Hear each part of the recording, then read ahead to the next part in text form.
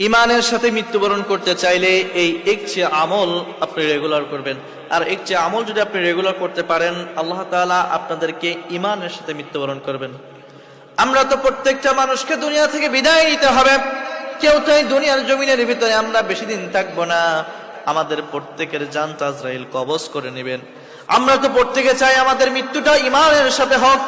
আর যদি মরার শেষটা মরণটা যদি ইমানের হালাতে হয়, তাহলে আপনি মরতে দেরি হবে, আপনার সুকুমাই জিন্দেগি শুরু হতে দেরি হবে না।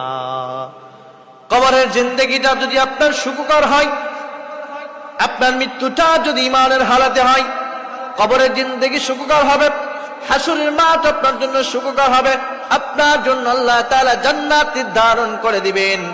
এজন্যই আপনারা চেষ্টা করবেন এই একটি আমল কেউ ছাড়বেন না। আমলটা কি? আমলটা হলো মানুষের কাছে